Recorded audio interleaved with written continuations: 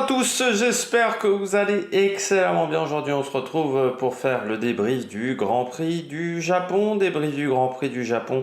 On va revenir sur beaucoup de choses en dehors de la piste. C'est un Grand Prix voilà, qui a été compliqué. On va revenir dessus. On va faire quand même un bilan des Bleus et puis top flop, mais qui va être beaucoup plus rapide que ce qu'on va dire en amont de cette vidéo. Et puis on regardera également les différents classements. Parce qu'on aura les différents classements de championnat du monde, même si, bien entendu, Verstappen est champion du monde du côté de ce Grand Prix, même si techniquement, il y a quand même des choses à dire là aussi là-dessus, au niveau de ce classement. On commence tout de suite. N'hésitez pas à vous abonner à la chaîne, à réagir dans les commentaires, à mettre un pouce bleu, à partager la vidéo sur les réseaux sociaux, notamment auprès de vos proches si vous pensez que ça peut les intéresser. Dans les commentaires, n'hésitez pas à me dire ce que vous avez pensé de la course, ce que vous avez pensé des décisions de la FIA, ça m'intéresse. Puis n'hésitez pas à mettre un pouce bleu et puis à vous abonner à la chaîne. Et quand vous abonnez à la chaîne, vous pouvez rajouter la petite cloche, comme ça vous êtes au courant des dernières vidéos qui sortent sur la chaîne. Surtout que parfois YouTube fait des petites feintes. N'hésitez pas également à aller voir la page directement de la chaîne si vous voyez plus les notifications. Ou, voilà, n'hésitez pas à aller voir un petit peu partout. N'hésitez pas à aller voir TikTok. Là j'en ai fait un pour Paris Tour. Puis n'hésitez pas également à voir EPS 2.0 sur Spotify. Grand Prix du Japon 2022, eh bien, ça a été une course ridicule, catastrophique, ridicule. Je crois que la FIA est tombée bien bas. Voilà. C'est sympa de vouloir faire 24 courses sur l'année et 30 Grands Prix, on va dire, en comptant les courses sprint l'année prochaine. Si on n'est pas capable d'appliquer un règlement, c'est même pas la peine d'en faire une. On a atteint, je crois, le point de non-retour ce week-end. Le point où on a franchi vraiment le ridicule, mais alors allègrement. Heureusement, on n'a pas été jusqu'à la catastrophe, mais on n'y est pas passé loin avec cette grue sur la piste. Ça a été du n'importe quoi. Ça a été du n'importe quoi. Voilà. C'est-à-dire que ce Grand Prix est une énorme blague. Voilà, il y a très clairement, il n'y a rien qui va. Du début à la fin de ce dimanche, parce que le reste du week-end a été heureusement meilleur, mais le début à la fin de ce dimanche, ça a été une catastrophe. Ça a été une catastrophe complète. Et avec beaucoup de choses qu'on aurait pu éviter, qu'on aurait dû éviter sur ce week-end de course. Je pense que la FIA n'a pas conscience du ridicule de ce Grand Prix. Du ridicule au niveau international. Alors en France, encore plus parce qu'il y a eu le Grand Prix Explorer la veille.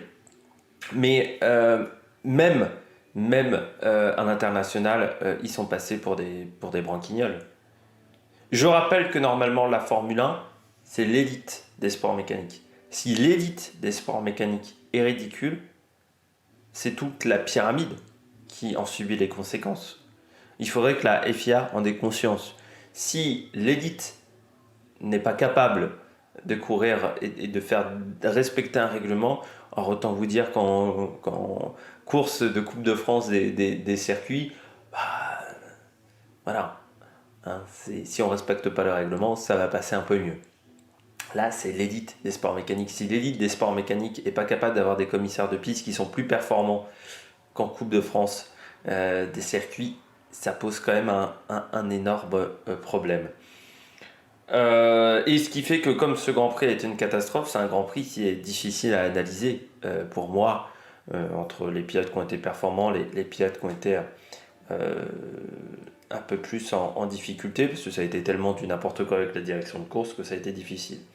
Certains ont comparé ce Grand Prix avec le Grand Prix Explorer de la veille. Je vais revenir rapidement sur le Grand Prix Explorer. J'ai pas regardé le Grand Prix Explorer. Il semblerait que c'était les équipes du Mans. C'était les commissaires de piste qui sont formés par la FFSA et qui, je rappelle, sont bénévoles. Derrière, le Grand Prix Explorer était géré, j'ai l'impression, en termes de direction sportive par la FIA. Bon, déjà, c'est quand même compliqué de comparer un Grand Prix qui se déroule sous le mouillé avec une course qui se déroule sur le sec. On était avec des F4, pas des Formule 1. Et avec un peloton qui, me semble-t-il, était assez hétérogène en termes de niveau. Il semblerait qu'il y avait des grandes différences. Encore une fois, je n'ai pas regardé, déjà parce que je pense que je ne suis pas le public cible. C'est-à-dire le public des fans de Formule 1 qui sont arrivés à regarder la Formule 1 avant Netflix. Je pense qu'on n'était pas le public du Grand Prix Explorer. Je vais pas vous mentir que j'en avais rien à foutre de savoir que Squeezie était plus rapide que Pierre Chabrier ou que Squeezie était plus rapide que Amixem. Après, si ça permet à des gens de s'intéresser au sport mécanique, ça peut être bien, mais et si ça permet à Internet de montrer que les gens d'Internet sont capables de monter des gros projets, c'est bien. Mais ce qu'on dit, c'est quelque chose d'exceptionnel, le Grand Prix Explorer. Oui, vous avez vu une course de F4. Vous avez vu une course de F4. Voilà. Bon, la différence, c'est qu'à la place des pilotes méconnus du championnat de France de F4, bon, bah, voilà. Mais vous avez vu une course de F1, en fait, avec des F4. La réalisation qui était faite par AMP Visual TV, c'est une boîte de prod de la télévision qui fait notamment le Tour de France, qui fait tous les grands événements sportifs. Bon, bah, les plans de caméra, c'était les plans de caméra de la Formule 1. Voilà. Donc, mais encore une fois, moi je ne l'ai pas regardé, donc c'est mon avis en n'ayant pas regardé l'événement. Je sais que Joueur du Grenier a fait un petit enfin, lui aussi, il a dit de ce qu'il pensait de cet événement. Alors lui, ce n'est pas un fan de sport, mais voilà, il a parlé un petit peu de cet événement. Moi, j'en parle en tant que mec qui n'a pas vu la course, encore une fois. Donc c'est pour ça que je ne vais pas faire plus de comparaison avec le Grand Prix Explorer et ce qui s'est passé pendant le Grand Prix du Japon. S'il y en a certains qui ont vu le Grand Prix Explorer, ils me l'indiqueront dans les commentaires. Mais pour moi, j'étais pas le public ciblé, vraiment. Moi, je regarde pas, vous le savez, hein, je supporte pas Drive to Survive. Voilà, moi j'aime la course à l'ancienne et je regarde d'autres catégories que la Formule 1. Hein. Je regarde la F2, la F3 et même parfois le GT quand j'ai le temps. En hiver, je regarde le GT, je rattrape le GT et je pense que j'étais pas le public cible. Mais après, si ça permet à des gens de s'intéresser au sport mécanique, moi je dis super. Après, ça serait bien que les gens s'intéressent au sport mécanique, mais s'intéressent également à l'histoire de la discipline pour éviter d'avoir des couillons qui ont vu les 3 saisons de Drive to Survive et croire qu'ils s'y connaissent en Formule 1. Non, c'est un peu plus compliqué que ça de s'y connaître dans un sport. Il faut aussi connaître l'histoire de la discipline. Ce que j'essaye de démontrer avec EPS 2.0, c'est ce que j'essaye de démontrer à chaque fois quand je vous parle de Formule 1 ou de d'autres disciplines. On va revenir sur la grue sur la piste. Deuxième point de cette vidéo. Inadmissible. Inadmissible. Normalement, la F1, c'est la première fois que la F1 fait 2 fois la même erreur. Normalement, la F1, depuis, même avant, ça fait depuis plus de 40 ans que la F1 a quand même progressé en termes de sécurité. Normalement, la F1 ne fait pas 2 fois la même erreur. C'est la première fois que la F1 fait 2 fois la même erreur en termes de sécurité. C'est-à-dire qu'on a un problème qui s'est déroulé à Suzuka avec Jules Bianchi et on refait absolument la même chose 8 ans plus tard.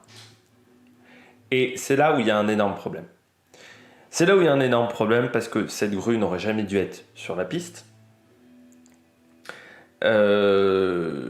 Surtout à partir du moment où on mettait drapeau rouge, mais rien ne s'est passé correctement avec cette grue. Pour moi, la grue sur la piste, c'est vraiment une catastrophe. Il faut attendre soit qu'il y ait safety car, soit qu'il y ait drapeau rouge.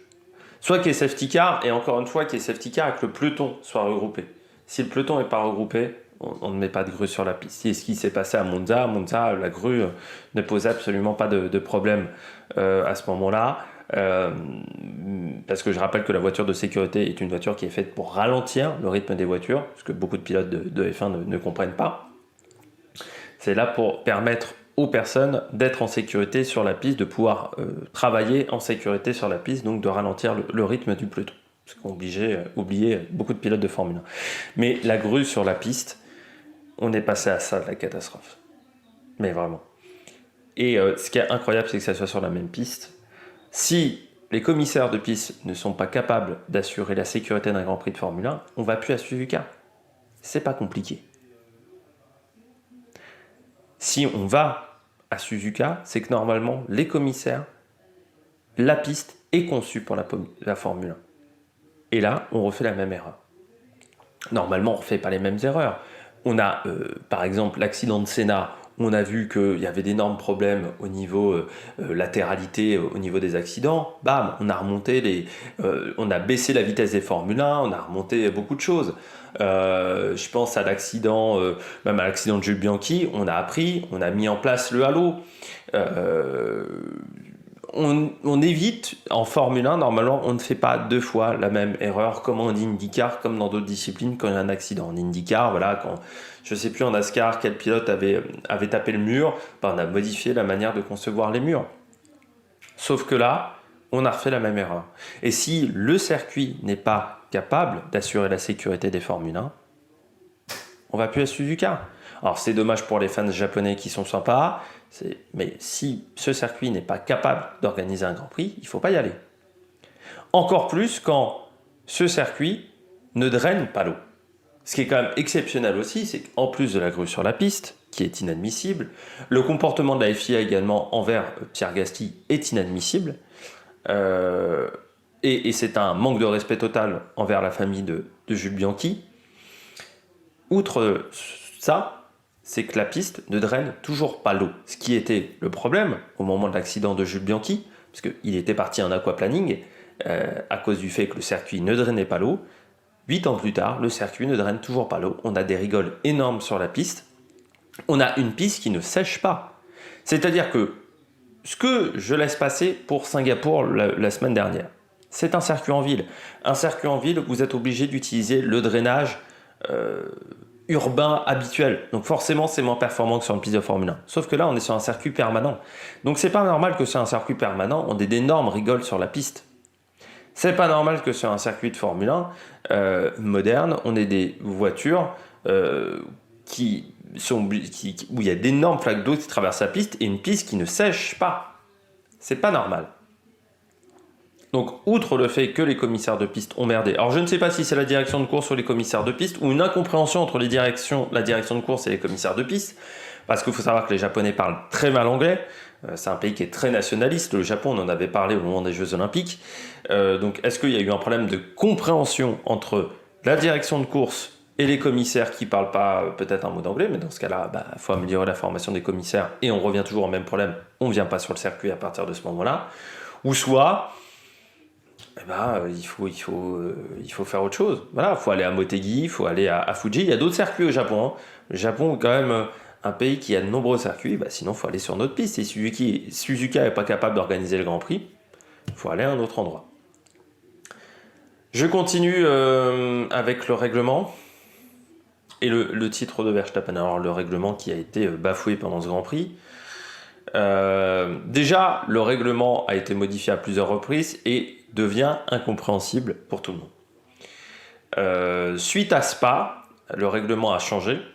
Dès qu'un Grand Prix, un drapeau rouge et redémarre, c'est le nombre maximum de points qui est distribué.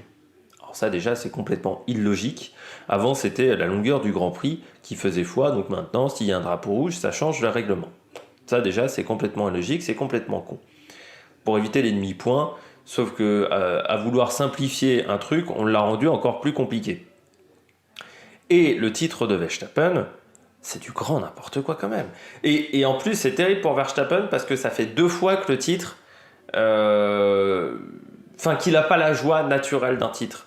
Alors là, heureusement, c'est le deuxième, j'ai envie de dire. On a eu cette situation-là, il a quand même déjà connu un premier titre, mais le premier titre, il y a la polémique avec le safety car, qui n'est pas dû de sa faute. C'est pas lui qui décide quand la safety car doit laisser passer les pilotes, ou c'est pas de sa faute, c'est de la FIA. Encore une fois, j'avais dit l'année dernière, beaucoup de gens l'avaient pas compris, je pense. Mais ce que j'avais dit, c'est que Verstappen, c'est que la FIA a choisi qui aurait le titre de champion du monde. Mais que Verstappen méritait le titre de champion du monde, et que pour moi, en plus, Verstappen aurait pu conclure beaucoup plus tôt dans la saison et être beaucoup moins menacé par Hamilton au cours de la saison. Mais là, sur ce titre-là de Verstappen, il n'y a pas de joie parce que lui-même ne sait pas qu'il est champion du monde. Les 90% des gens qui étaient à Suzuka ne savaient pas que Verstappen était champion du monde quand il a passé la ligne. Et c'est là où on atteint vraiment le ridicule de la FIA, avec un règlement qui est, en le simplifiant, on le rend encore plus compliqué au niveau de la direction de course. Et puis même, on ne respecte pas le règlement. Pour une chose assez élémentaire, on a mis le drapeau à damier trop tôt. Ça fait partie des nombreuses catastrophes qu'il y a eu dans ce Grand Prix. Normalement, dans ce genre de cas, c'est le classement, le tour d'avant qui est pris. Donc normalement, on ne devrait pas prendre en compte le classement du 28e tour, mais le classement du 27e tour. Or, si on prend le classement du 27e tour, Verstappen n'est pas champion du monde. Sauf qu'on a pris le classement du 28e tour. Donc Verstappen est champion du monde. Et là encore, c'est pas dû à Red Bull, c'est pas dû à l'influence de Red Bull, c'est pas dû à l'influence de Verstappen, c'est dû à une méconnaissance totale de la FIA, à des erreurs accumulées de la part de la FIA. Mais de toute manière, le règlement, ça a été catastrophique. On n'aurait jamais dû démarrer le Grand Prix à l'heure où il est parti. Parce qu'il n'y avait pas la visibilité sur la piste. On le voit très bien avec la caméra embarquée de Pierre Gasly. On ne voyait pas à 20 mètres à quel moment on fait partir une course, un Grand Prix, où la visibilité, c'est 20 mètres de distance. C'est pas normal. Et en même temps, on peut quand même réfléchir également à pourquoi on continue de faire le Grand Prix du Japon à cette période-là de l'année, qui est la pleine période des typhons.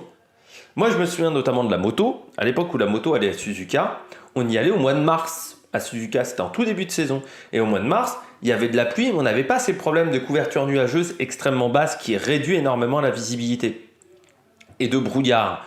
Le Grand Prix du Japon, à l'époque, on y allait au mois de mars. À l'époque des cerisiers en fleurs. En plus, ça donne des belles images avec les cerisiers en fleurs. Eh bien, je ne comprends pas pourquoi le Grand Prix du Japon n'a pas lieu au mois de mars ou au mois d'avril, dans le début de saison, et depuis des années.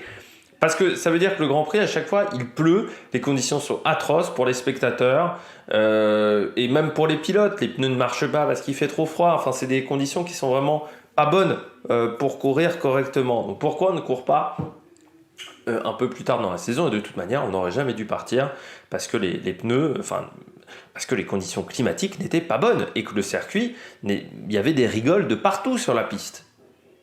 Donc on n'aurait pas dû démarrer le Grand Prix à ce moment-là. Voilà, ça fait partie des multiples erreurs de la direction de course pendant ce Grand Prix. Je poursuis avec les pneus pluie. Alors, outre les problèmes du circuit, outre les problèmes du règlement du titre de Verstappen, c'est terrible pour Verstappen parce que ce titre-là, je pense qu'il ne le retiendra pas parce que voilà, il l'obtient dans des conditions catastrophiques et il ne peut pas célébrer ce titre-là, Verstappen, lors de cette arrivée de course, quoi. Voilà, donc c'est terrible pour lui. Or, normalement, ça aurait dû être une fête, ce titre de Verstappen, à domicile, chez Honda. Voilà, ça aurait dû être fantastique. On va passer aux pneus pluie. Les pneus pluie, pourquoi? À quoi ils servent, les full wet? À quoi ils servent vraiment? Ça fait c'est 2012 que Pirelli a démarré en Formule 1. Ça fait depuis 2012 que les pneus pluie ne marchent pas. Mais ça fait depuis 2012 que les pneus sont catastrophiques. Il faut le dire, que ces pneus de Formule 1 ne sont pas bons. C'est là où à un moment, la FIA doit intervenir. Soit c'est le cahier des charges imposé à Pirelli qui est mauvais, qui ne permet pas de faire des pneus de qualité, soit c'est Pirelli qui ne sait pas faire des pneus, et dans ce cas-là, il faut changer de manufacturier. Mais j'ai l'impression que Pirelli en GT arrive à faire des pneus. J'ai l'impression que Pirelli en Superbike arrive à faire des pneus. Donc j'ai l'impression que c'est le cahier des charges de la FIA qui ne peut pas marcher. Mais ça fait depuis 10 ans que les maxi-pluies ne marchent pas. Ça fait depuis 10 ans que les maxi-pluies ne sont jamais utilisés en course. Et encore une fois, ce week-end, normalement, vu les conditions de piste, c'était les maxi-pluies qu'il fallait utiliser. Sauf qu'on s'aperçoit que lors du premier départ, tout le monde part en intermédiaire. Il n'y en a même pas un qui a tenté le coup des maxi-pluies. Parce qu'on aurait pu se dire, allez, un Pierre Gasly qui part des stands, il tente les maxi pluies, même lui est parti en intermédiaire. Tellement c'est maxi pluies, tout le monde sait que ça ne marche pas. Lors du deuxième départ, on est parti avec des maxi pluies. Et là, au bout d'un tour, alors que la piste était détrempée, encore une fois, un tour seulement, Vettel met des intermédiaires, ils sont plus rapides que les maxi pluies. Si il y a un pneu qu'on ne peut pas utiliser, à quoi ça sert de l'emmener? Dans ce cas-là, on ne met que des pneus intermédiaires, on arrête avec le maxi pluie. Si on met des full wet, c'est qu'ils doivent pouvoir être utilisés et pouvoir être performants quand il y a une piste complètement détrempée. Sauf que ce n'est pas le cas. Et c'est pour ça que les Grands Prix, on dit beaucoup de gens disent pourquoi on ne peut pas courir sous la pluie, avant on courait sous la flotte. Alors déjà avant, question sécurité, parfois c'était une catastrophe. Je pense au Grand Prix de Spa en 98, on est parti avec des conditions juste de visibilité qui étaient effroyables. Et parfois également sur d'autres pistes, on a pris d'énormes risques avec les pilotes. Mais c'est juste avant, les pneus pluie, ils marchaient. À l'époque de Bridgestone, à l'époque de Michelin, même à l'époque de Goodyear, les pneus pluie, ils fonctionnaient. Pourquoi aujourd'hui on ne peut plus courir sous la pluie? Les pneus pluie ne marchent pas. Donc tu es obligé d'utiliser l'intermédiaire. Sauf que l'intermédiaire, il ne fonctionne pas dès qu'il y a beaucoup de pluie sur la piste. Et puis tu as un autre problème, c'est le spray. Les voitures de F1 aujourd'hui font des sprays énormes à l'arrière. Elles éjectent énormément d'eau. Et ce qui fait qu'on s'aperçoit que la visibilité, dès que la piste est légèrement humide, devient très très mauvaise. Et à partir du moment où vous n'avez pas une visibilité suffisamment bonne, on ne peut pas faire démarrer une course. Et peut-être que la FIA devrait s'interroger à comment réduire le spray des Formule 1 sous la pluie. Je pense que c'est un problème sur lequel la F1 devrait réfléchir, parce qu'aujourd'hui, très clairement, on l'a vu même sur la deuxième course, il n'y a quasiment pas eu de dépassement. Mais pour avoir des dépassements, il faut pouvoir se suivre. Sauf que pour pouvoir se suivre, il aurait fallu que les voitures éjectent moins d'eau ou l'éjectent plus bas. Est-ce qu'il ne faudrait pas mettre des systèmes, je ne sais pas, de garde-boue sur les Formule 1 sous la pluie, mettre des pièces spéciales pour quand il pleut éviter ces sprays, ou éviter que ces sprays partent en l'air et retombent un peu plus bas, je ne sais pas, avec des systèmes de garde-boue comme sur les vélos, je ne sais pas, mais trouver une solution pour que les voitures de F1 fassent moins de spray et qu'on améliore un peu la visibilité sous la pluie. Le problème aujourd'hui de pourquoi on ne court pas sous la pluie, c'est les pneus et la visibilité. Là, c'est les deux problèmes qu'on a eu ce week-end à Suzuka. Et j'espère que du côté de la FIA, on va pas avoir encore une catastrophe aujourd'hui avec les budgets capés, qui, je rappelle, le problème des budgets, qui doit être dévoilé aujourd'hui, il devait être dévoilé mercredi dernier, sauf que la FIA a dit non, on redécale de 24 heures, je crois que ça devait être mardi, ils ont redécalé de 24 heures, ça a été mercredi, et mercredi ils ont dit non, on vous dévoilera tout ça lundi. J'espère qu'on n'aura pas de problème avec ces budgets capés et que la FIA ne fera pas de nouvelles erreurs. Et qu'on n'aura pas de nouvelles polémiques. La note du Grand Prix, 3 sur 20. J'ai mis 3 vraiment pour deux raisons.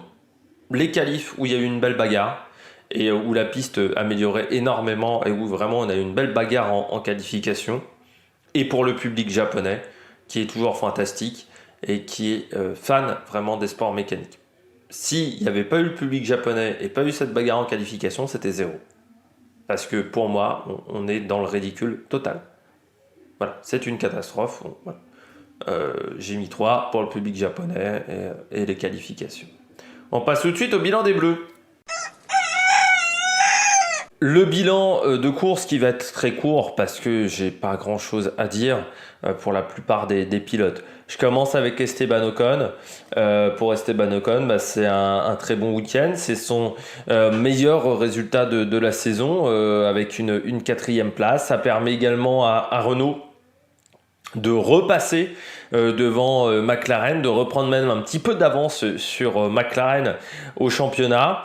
Je trouve que voilà, il a encore montré une grande solidité. C'est vrai que cette année, il a fait peu d'erreurs. Les abandons sont souvent dus à des problèmes mécaniques et il a été très régulier dans le top 8. C'est un pilote qui a énormément fini dans le top 8. Et je trouve qu'il a été très régulier dans sa saison. Et là, il a fait encore une très très belle course. Esteban Ocon, voilà, il a encore vraiment fait le job. Pas d'erreur. Grosse bagarre avec Hamilton, hein. Il a encore très bien résisté à la pression d'Hamilton, mais on sait qu'il résiste très bien à la pression Esteban Ocon. Souvenez-vous du Grand Prix de Hongrie, il fait 60 tours avec Vettel dans les rétroviseurs. Ouais, Vettel, il est jamais à plus d'une seconde 5 hein, de Ocon pendant ce Grand Prix. Donc voilà, on sait ses qualités à Esteban. Et il a été très très bon ce week-end. Donc voilà, bravo, avec des bonnes qualifs, une bonne course. Les Alpines qui étaient très rapides encore ce week-end. C'est vraiment une voiture qui est bon, qui a toujours eu cette particularité, cette force d'être performante sur les circuits où il y a des grandes courbes. C'est une voiture voilà, qui a toujours été très forte dans ce type de situation. On poursuit avec Pierre Gasly. Week-end compliqué pour Pierre, pas que en course, hein. C'est vrai que le Grand Prix était catastrophique, mais on peut le comprendre que quand tu passes à ça de la mort, eh ben, ta course devient beaucoup plus compliquée ensuite derrière, surtout vu l'influx nerveux qu'il a perdu avec cette énorme chaleur avec la grue, mais surtout après à s'énerver, à être convoqué en plus par les commissaires. Alors il a obtenu donc 20 secondes de pénalité. Fantastique. Et puis, il a également 2 points de plus de pénalité sur son permis. Il est à 9. Je rappelle qu'à 12, vous êtes pénalisé d'une course de suspension. Tout simplement parce qu'il a été trop rapide dans un micro-secteur. Il faut savoir que les circuits sont divisés en 3 secteurs, ça c'est pour la télévision, c'est pour que ça soit compréhensible au niveau des qualifications, mais que les circuits en fait sont divisés en micro-secteurs. Ça c'est pour la direction de course, c'est pour des questions de sécurité, pour savoir en fait où sont les drapeaux jaunes, dans quel micro-secteur sont les drapeaux jaunes, et ils sont utilisés notamment sous safety car.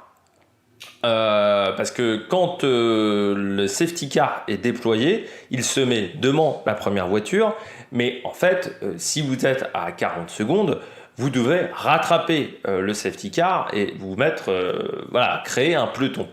Sauf que vous ne pouvez pas aller à 250-300 km/h.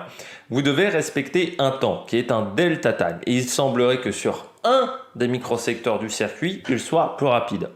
Bon, selon Pierre Gasly, il était en dessous de 9 secondes par rapport à son delta time, mais peut-être que Alpha Tauri a fait une erreur en laissant le delta time pour le sec et en ne mettant pas le delta time pour le mouillé, en faisant peut-être des erreurs de calcul. Bon, il n'y a eu aucune circonstance atténuante. La FIA a dit qu'il y a une circonstance atténuante suite à son passage avec la grue. Il n'y a eu aucune circonstance atténuante pour Pierre Gasly. Il se prend la peine maximum. J'ai l'impression que du côté de la FIA, on lui en veut d'avoir fait des déclarations sans l'aval de la FIA au niveau de la sécurité. Moi, c'est le sentiment que j'ai avec Pierre Gasly, qu'on a voulu faire un cas d'école pour tenter de limiter la fronde, ce qui, j'ai l'impression, n'a limité aucunement la fronde, vu la réaction notamment de George Russell, qui, je trouve, a eu une excellente réaction de dire que ce n'est pas l'incident de Pierre Gasly, c'est l'incident de la FIA. Pierre Gasly n'a aucun rapport dans cet accident et dans cette affaire. Il était juste au mauvais endroit, au mauvais moment, comme dirait Calogero. Ceux qui ont la référence. Du côté donc de Pierre Gasly, le week-end a quand même été compliqué. Les qualifs ont été catastrophiques, des problèmes de frein. Est-ce qu'il aurait glacé ses freins, Pierre Gasly, et ensuite AlphaTauri l'a fait repartir trop tôt. Donc il n'a rien pu faire pour améliorer les choses.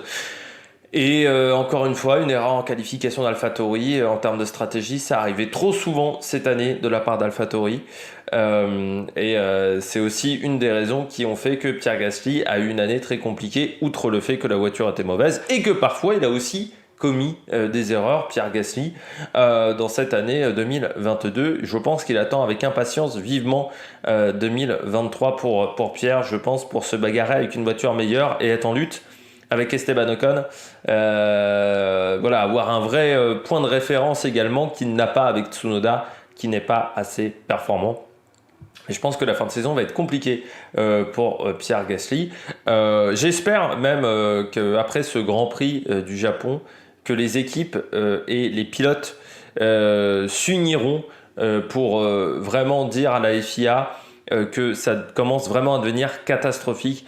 Je pense que les écuries auraient aussi intérêt à le dire. Alors j'ai entendu Fred Vasseur, mais même les grosses écuries soutenues par des très gros constructeurs, parce que ça nuit forcément à l'image de Ferrari, ça nuit à l'image de Mercedes, le règlement catastrophique et l'application surtout du règlement catastrophique de la part de la FIA. Donc Pierre Gasly, week-end compliqué et en plus avec des pénalités, vu que la FIA n'a eu aucune clémence envers Pierre Gasly, contrairement à ce qui a été dit par la direction de la FIA. On passe tout de suite au pilote au top.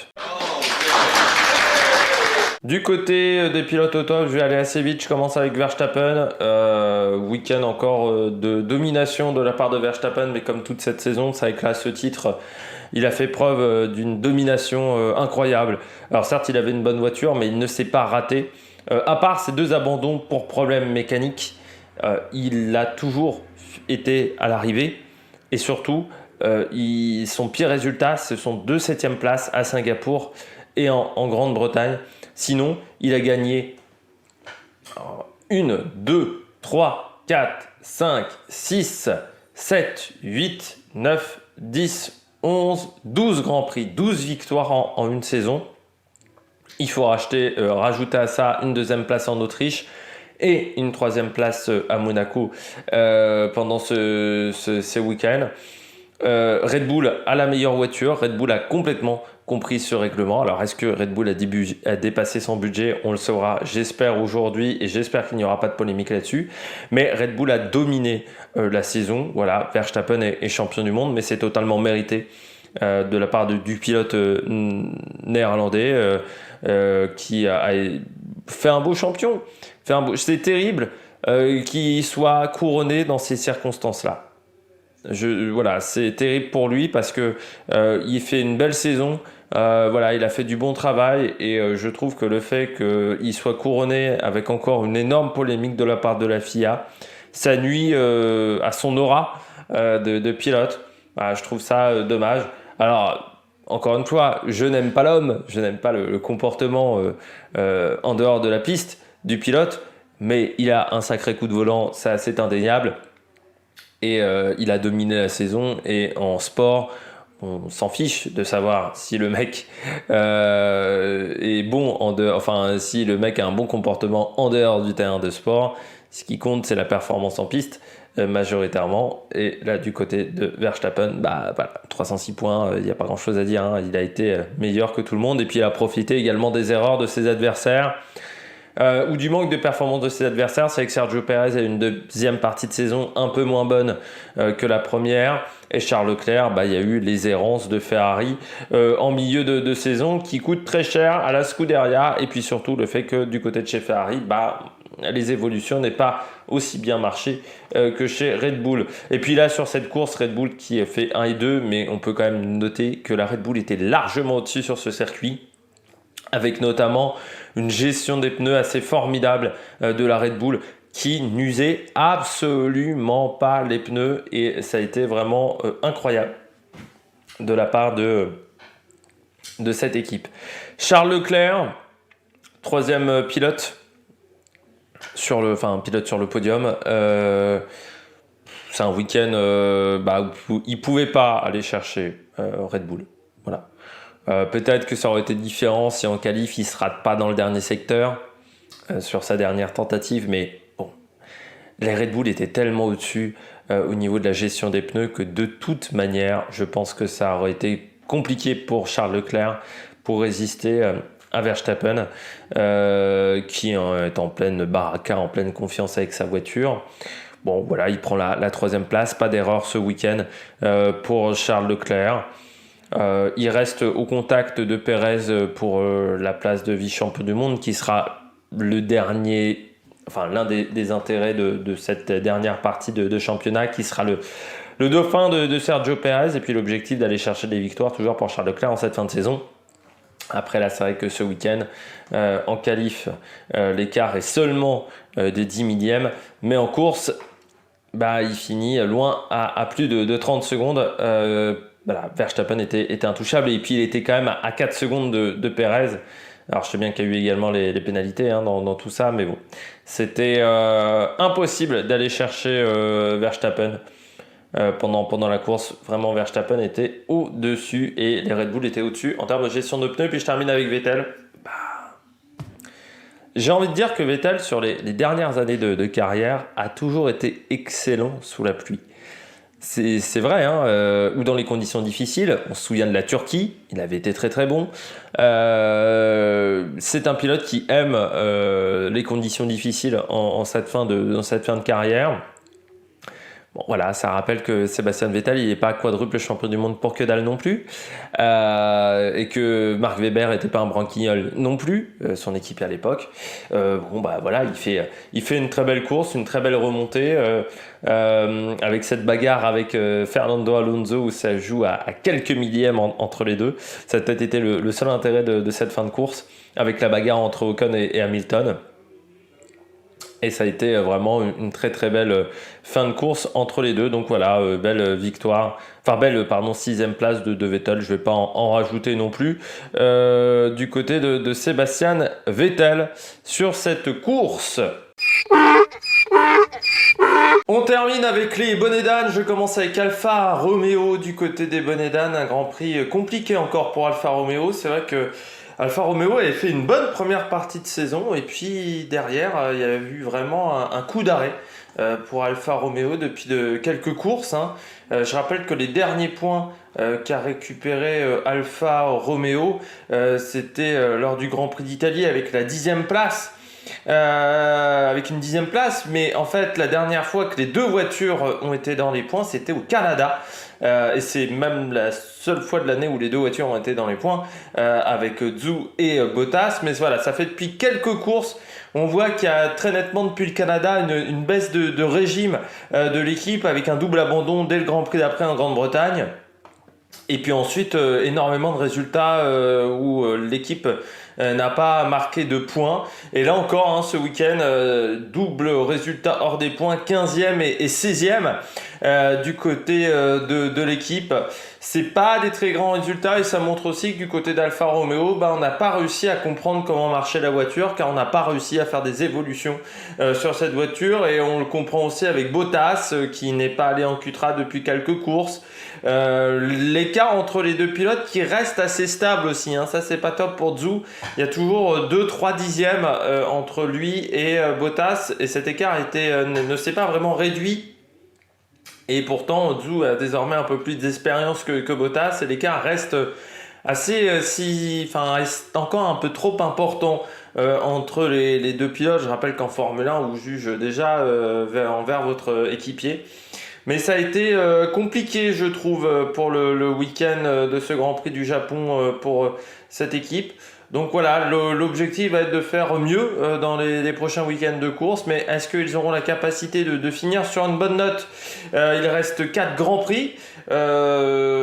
Ils ont surtout maintenant un écart qui s'est réduit également avec Aston Martin au championnat du monde, et ça c'est important de le signaler également, hein. C'est l'un des matchs également pour la 6e place, car c'est vraiment dit entre les deux équipes, avec Aston Martin qui s'améliore au fur et à mesure des courses, surtout du côté de Sébastien Vettel. On poursuit avec Carlos Sainz, abandon sur cette course de Carlos Sainz sur ce Grand Prix. C'est quand même son 5e abandon de la saison à Carlos Sainz, et qui est désormais 5e du championnat du monde derrière George Russell, et surtout 50 points derrière Charles Leclerc, ce qui fait beaucoup quand même entre les deux équipiers. Autant l'année dernière Carlos Sainz avait fait une bonne saison, autant cette année l'année de Carlos Sainz est beaucoup plus mitigée. Alors certes, il y a une victoire en Grande-Bretagne, il y a eu des podiums également pour Carlos Sainz, mais ces 5 abandons qui sont un peu trop nombreux, je trouve, pour Carlos Sainz. C'est là, c'est une erreur de pilotage, hein. Il la perd et il tente de remettre des gaz, et avec les intermédiaires ça marche pas, avec des pneus qui n'étaient certainement pas à température pour Carlos Sainz dans ce premier tour où ça a été un petit peu le chaos dans ce premier tour de course. du côté du Japon. Mais Carlos Sainz, ça n'a pas été, incroyable quoi, hein, son week-end. Puis même en qualif, hein, je crois qu'il y a aussi un écart assez significatif. Ah non, j'ai dit une bêtise. Non, les deux étaient assez proches. Oui, c'est même ça. La particularité, c'est que ce week-end, il y avait plutôt un écart assez resserré entre Charles Leclerc et Carlos Sainz. Je me souviens notamment d'avoir vu les résultats des OL3. Parce que j'ai pas vu toutes les séances, mais j'ai vu les résultats de toutes les séances, mais j'ai pas vu les séances en intégralité. J'ai vu notamment les EL2, parce que c'est souvent ma séance référence que je regarde.